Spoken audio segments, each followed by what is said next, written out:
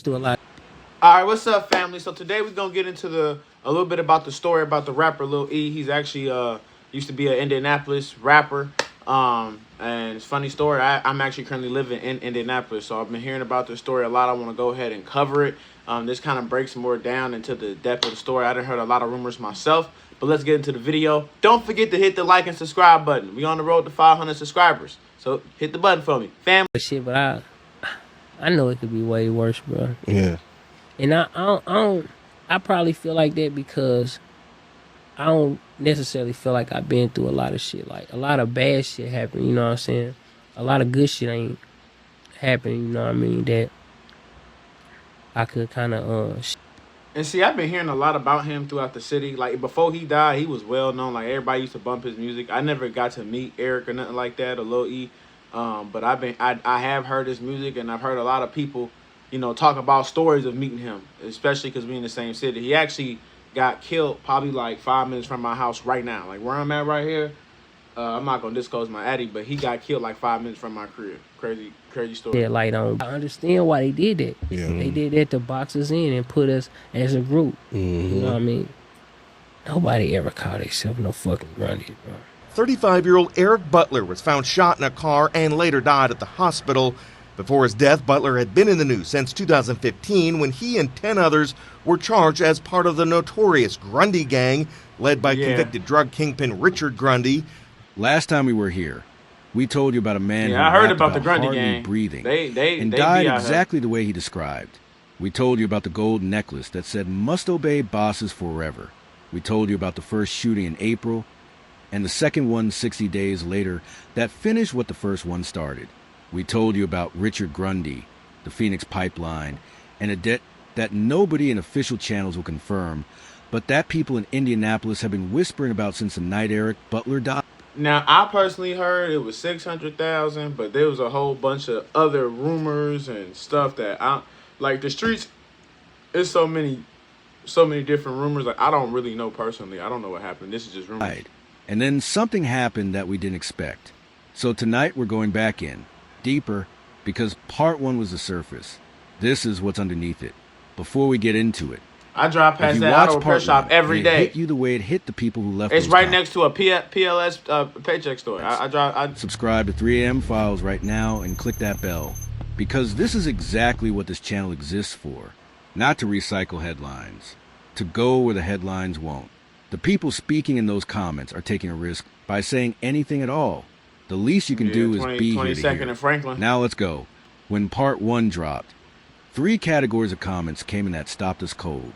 The first was about money, specifically the size of the debt that Eric Butler allegedly owed. One commenter put the number at $200,000. Another said no, it was $750,000, and a third said the debt had nothing to do with it at all. That Eric Butler wasn't killed because of. I told you I was around there. I've been hearing between 200 and 700,000.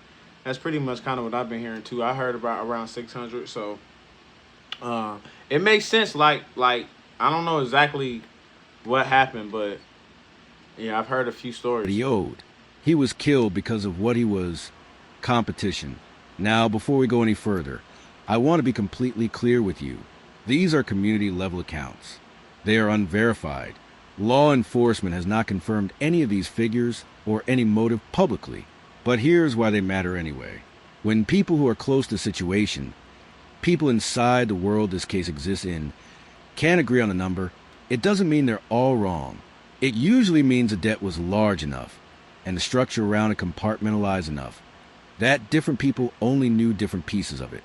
That's how these organizations work. Nobody outside the very top knows the full picture. So the fact that the numbers don't match isn't a weakness in these accounts. It's actually evidence that the truth runs deeper than any single person is willing to say out loud. Let's sit with the debt angle first, because the gap between 200,000 and 750,000 is not a small thing. That's not a discrepancy in someone's memory. That's a different category of obligation entirely. $200,000 in the drug distribution world is a serious debt, the kind that gets someone warned, threatened, shot at, and left breathing as a message. 750,000 is a different conversation altogether. That's the kind of. That's damn near over. That's over $500,000. You know what I'm saying? So that's why that's a huge difference in debt. You know what I'm saying? But you know, he was eating though. I ain't gonna lie, he was getting Number to some that money doesn't out come here. with warnings.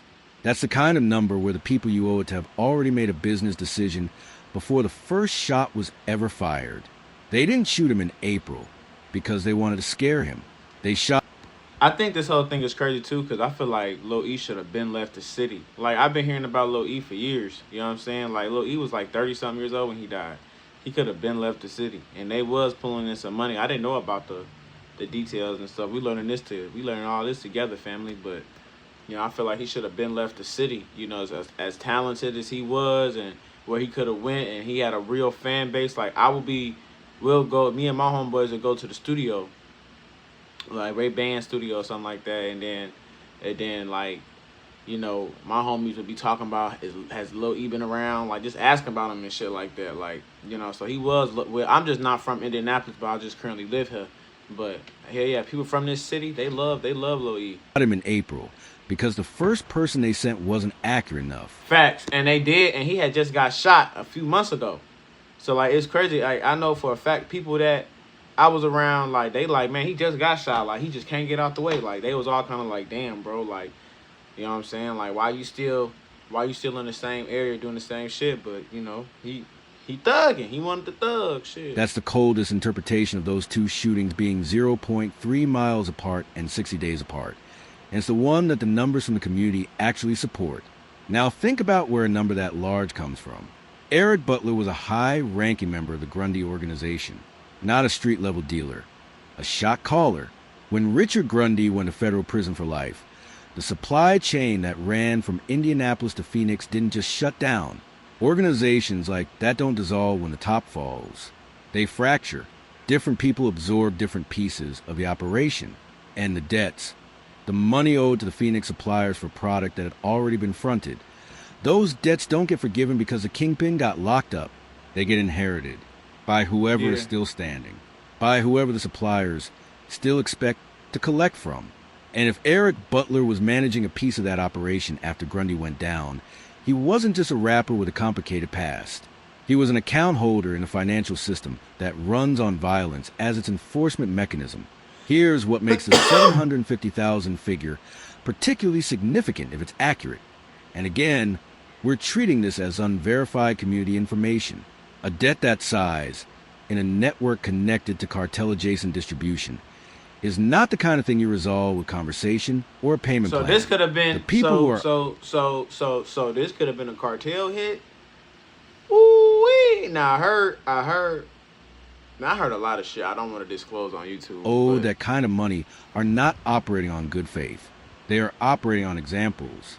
And making an example of someone who owes $750,000 and has spent years evading law enforcement, beating federal cases, and walking out of courtrooms free, that sends a message that goes far beyond Eric Butler.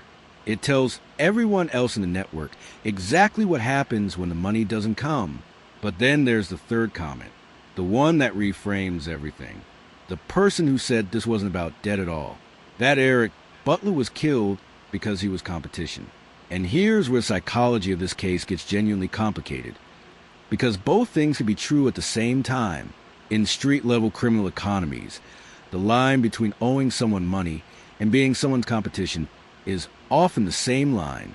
When the structure above you collapses and you start operating independently, you aren't just a debtor who hasn't paid.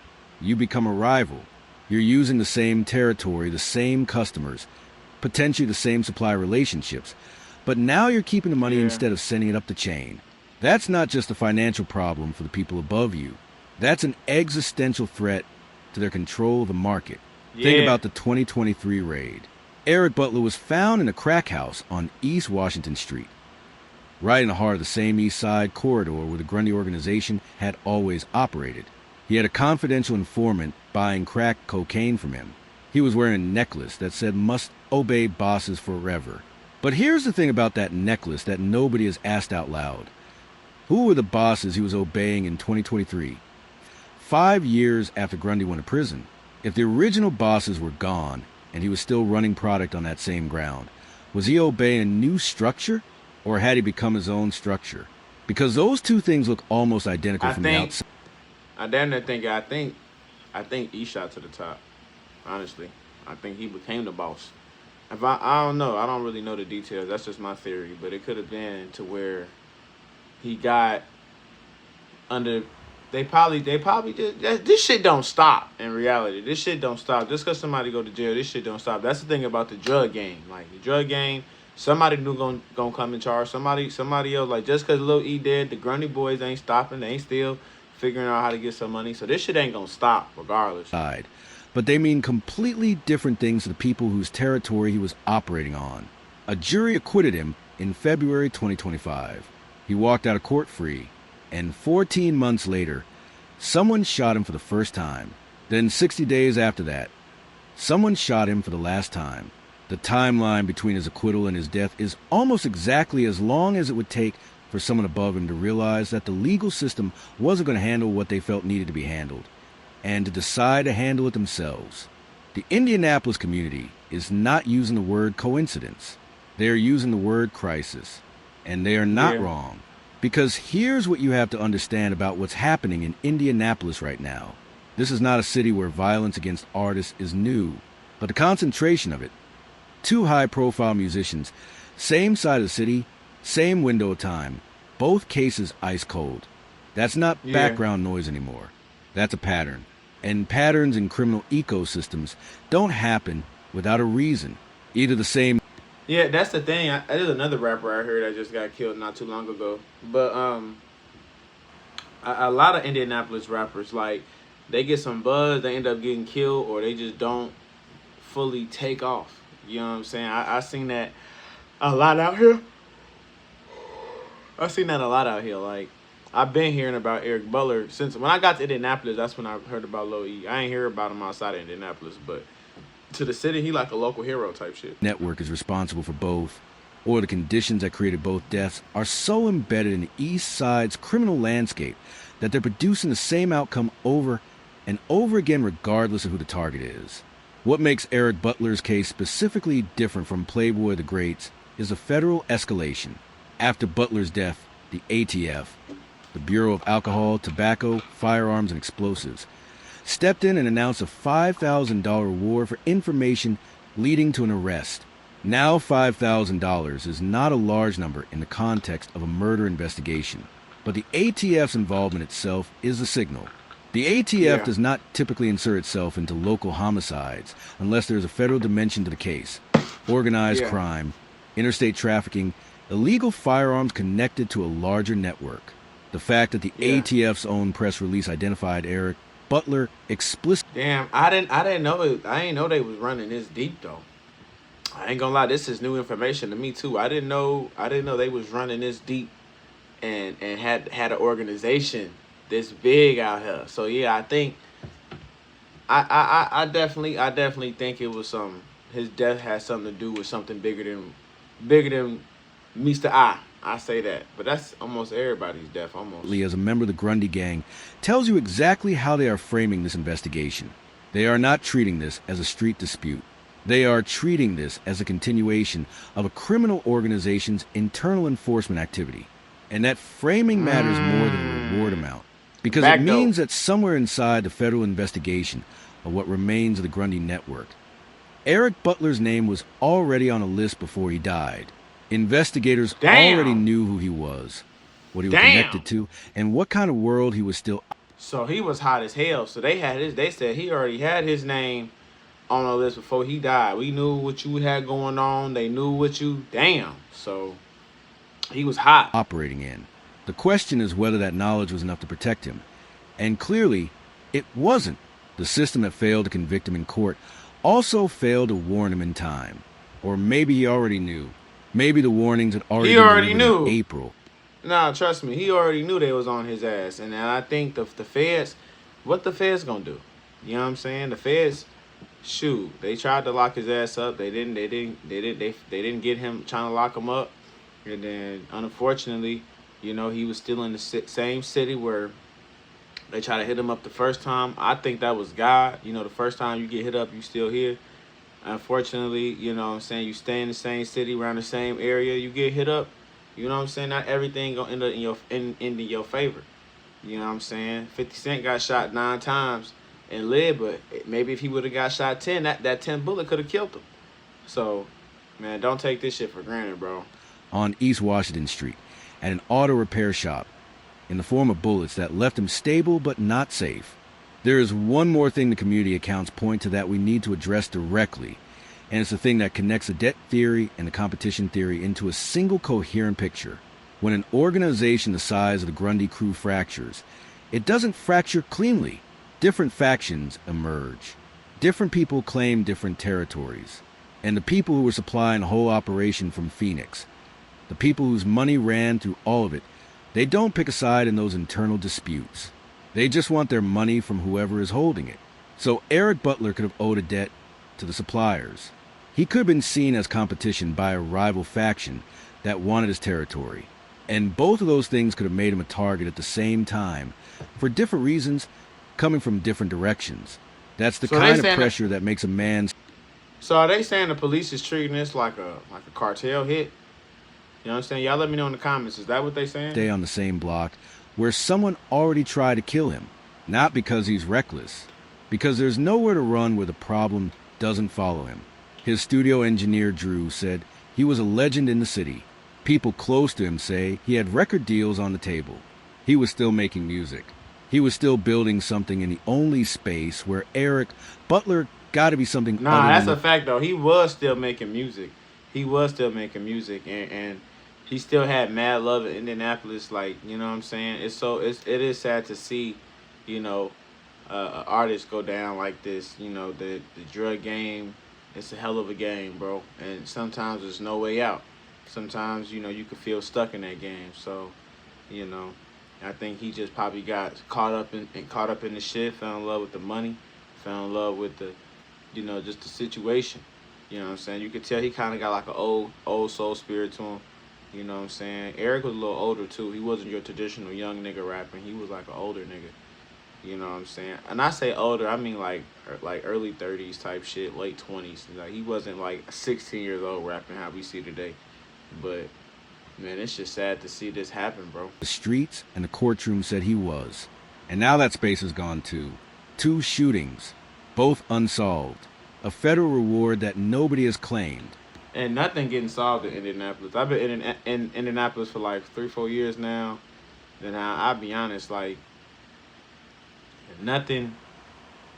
These killings out here, I got my, like, even my friends and stuff from out here, like, they ain't getting solved, bro. They ain't getting solved. Like, they ain't getting solved, man. I got, you know, I didn't heard a lot of stories. I done seen a lot myself. Like, this shit, it's crazy out here. So, you know, and if they said they not treating it as a street dispute, they basically saying this is an organized hit, and basically saying the first time the guy came around, he ain't get the job done, so they sent somebody else to get the job done. I mean, if you owing $700,000 or however much the number was, if you over $500,000, I mean, hell, you know, that's very well somebody could definitely send a hit on you. Community accounts that put a debt somewhere between $200,000 and $750,000. A rival faction that may have seen him as competition rather than a debtor. A city that has lost 2 of its most significant rap voices in 45 days. And a code of silence so thick that the ATF is offering cash for information and still getting nothing. So I want to ask you something directly tonight. If the debt theory is right, if someone in Indianapolis or Phoenix or somewhere along that supply chain made a business decision that Eric Butler had to go, do you think that person is sleeping fine right now? Do you think the silence protect them forever? And if the competition angle is the real story, if this was about territory and control, and who gets to run the east side after Grundy went away, then who exactly is running it now? Because somebody is. And the 2 open murder cases in Indianapolis right now suggest that whoever it is, they're not done making decisions. Drop your theory in the comments. Tell me